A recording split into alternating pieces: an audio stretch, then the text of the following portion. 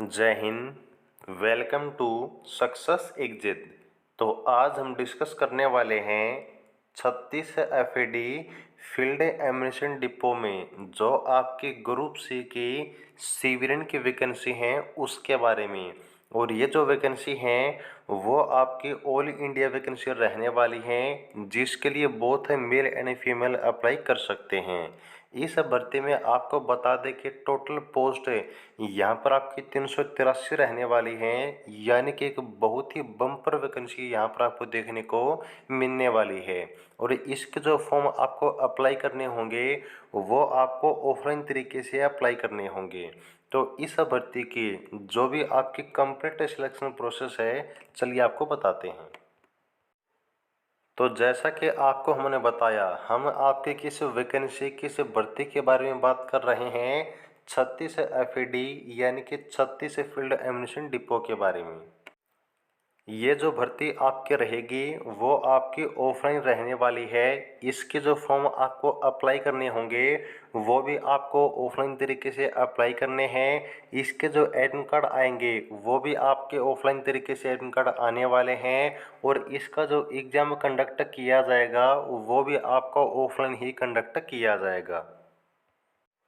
और यहाँ पर वो जानकारी जो शायद आपको किसी ने नहीं दी हो कि ये जो वैकेंसी है ना वो आपकी आउट कब होगी, तो मार्च साल 2022 में ये जो वैकेंसी है वो आपकी आउट कर दी जाएगी। और मार्च में कब तक है, तो मार्च के मिड में यहाँ पर ये वाली वैकेंसी आपको देखने को मिल जाएगी। मैं फिर से बताता हूँ, बिल्कुल ध्यान से सुनिए। आपकी ऑफलाइन भर्ती की कोई भी जानकारी बिल्कुल एग्जैक्ट, बिल्कुल ऑथेंटिक और बिल्कुल ऑफिशियल आपको प्रोवाइड कराते हैं। और यहाँ पर फिर से आपको जानकारी यही प्रोवाइड करा रहे हैं कि आपकी 36 एफईटी की भर्ती मार्च के मिड में साल 2022 में कतई बिल्कुल कन्फर्म है आपको देखने को मिल जाएगी। तो यहाँ पर अगर आपको सिलेक्शन लेना है तो आपको तैयारी अभी से स्टार्ट करनी होगी, क्योंकि यहाँ पर एकदम से सिलेक्शन नहीं मिलता है। सिलेक्शन के लिए यहाँ पर मेहनत करनी पड़ती है और यहाँ पर बिल्कुल अच्छा खासा टाइम आपको मिल रहा है यदि आप लोग अभी से अपनी तैयारी स्टार्ट कर रहे हैं। अब यदि हम बात करें आपकी वैकेंसी, आपकी पोस्ट के बारे में, तो यहाँ पर जो पोस्ट आपके आउट रहेगी वो सबसे पहली पोस्ट है आपकी ट्रेड्समैन मेट की, जिसकी टोटल आपकी 237 वैकेंसी होंगी। दूसरी पोस्ट है आपकी एलडीसी लोअर डिवीज़न कर्नल, जिसकी टोटल आपके 9 पोस्ट रहने वाली हैं। उसके बाद आपके अगले पोस्ट हैं एमए मटेरियल असिस्टेंट की, इसके टोटल 7 पोस्ट रहेंगी। उसके बाद आपके अगले पोस्ट हैं एमटीएसए गार्डनर और मैसेंजर की, इसके टोटल आपकी 38 पोस्ट रहेंगी।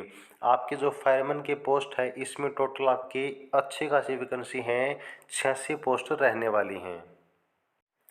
और उसके बाद जो आपके अगली और लास्ट पोस्ट है इस भर्ती की वो है आपके ड्राफ्टमैन की, इसके टोटल आपके 6 वैकेंसी रहने वाली हैं।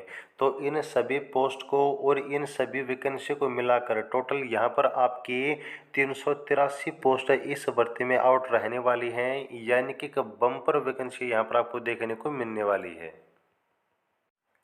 अब हम बात करते हैं आपकी हर एक पोस्ट के एजुकेशन क्वालिफिकेशन के बारे में। तो यहाँ पर आपका जो पहली पोस्ट है ट्रेड्समैन मेट की, इसमें यदि मात्र आप लोग 10वीं पास हैं तो एलिजिबल हैं। ऑल इंडिया से कहीं से भी आप लोग इस भर्ती के लिए किसी भी कैटेगरी से अप्लाई कर सकते हैं, सिर्फ और सिर्फ है 10वीं पास होने पर। उसके बाद आपके अगली पोस्ट है एलडीसी लोअर डिवीज़न क्लर्क की, इसमें यहाँ पर सबसे पहले आपको +2 पास होना अनिवार्य है। और साथ ही साथ यहाँ पर आपका जो टाइपिंग टेस्ट है, जिसको हम बोलते हैं स्किल टेस्ट या फिर आपका प्रैक्टिकल टेस्ट है, वो भी कंडक्ट किया जाएगा। टाइपिंग टेस्ट में आपको जो इंग्लिश में टाइपिंग स्पीड है वो आपकी होनी चाहिए 35 वर्ड पर मिनट है, और हिंदी में आपकी टाइपिंग स्पीड होनी चाहिए 30 वर्ड पर मिनट। इसके अलावा यहाँ पर अगर हम बात करें आपके अगली पोस्ट है एमए यानी कि मटेरियल असिस्टेंट के बारे में, तो यदि आपके पास बैचलर डिग्री है तो यहाँ पर आप लोग एलिजिबल हैं एमए की पोस्ट के लिए। किसी भी स्ट्रीम से यहाँ पर आपके पास बैचलर डिग्री होनी चाहिए और साथ ही साथ यदि आपके पास मटेरियल मैनेजमेंट का डिप्लोमा है तो भी यहाँ पर आप लोग अप्लाई कर सकेंगे और यहाँ पर साथ में आपकी बैचलर डिग्री भी होनी चाहिए। उसके बाद है आपके एमटीएस से मल्टीटास्किंग स्टाफ की पोस्ट है। इसमें सबसे पहले आपको 10वीं पास होना चाहिए, बस किसी भी एक्सपीरियंस की ज़रूरत आपको एमटीएस के लिए नहीं रहेगी। और सेम आपकी क्वालिफिकेशन है फायरमैन की पोस्ट के लिए, इसमें भी मात्र आपको 10वीं पास होना चाहिए। 10वीं पास होने पर इस भर्ती की जो सबसे बम्पर पोस्ट हैं उनमें आप लोग अप्लाई कर सकेंगे सिर्फ और सिर्फ 10वीं पास होने पर विदाउट एनी एक्सपीरियंस। बात करें आपके जो अगली पोस्ट है ड्राफ्टमैन की, तो ड्राफ्टमैन में देखिए सबसे पहले आपको 10वीं पास होना चाहिए और 10वीं पास होने के साथ साथ आपके पास 2 साल का जो है आईटीआई का सर्टिफिकेट होना चाहिए ड्राफ्टमैन की पोस्ट से। फिर से बताता हूँ, 10वीं पास प्लस में 2 साल का सर्टिफिकेट होना चाहिए आईटीआई से, तो यहाँ पर आप लोग एलिजिबल होंगे ड्राफ्टमैन की पोस्ट के लिए। तो यहाँ पर जितनी भी पोस्ट आपके आउट हुई हैं उन हर एक पोस्ट की जो एजुकेशन क्वालिफिकेशन है वो आपको हमने बता दी है। उसके बाद यदि हम बात करें आपके एज लिमिट के बारे में, तो आपके जो एज लिमिट है जनरल के लिए 18 से 25 साल है सभी पोस्ट के लिए। सिर्फ और सिर्फ आपके जो एलडीसी की पोस्ट है और जो आपके ड्राफ्टमैन की पोस्ट है इनमें आपकी एज लिमिट रहेगी 18 से 27 साल और बाकी सभी की एज लिमिट आपके 18 से 25 साल रखी जाएगी, जिसमें ओबीसी को एज में 3 साल की छूट है और एससी एसटी को एज में यहाँ पर 5 साल की छूट मिलने वाली है। अब यदि हम बात करें आपकी सिलेक्शन प्रोसेस के बारे में, तो यहाँ पर जितनी भी आपकी पोस्ट हैं उन सभी पोस्ट में जो आपकी पहली स्टेज कंडक्ट होगी वो है आपका रिटन एग्ज़ाम।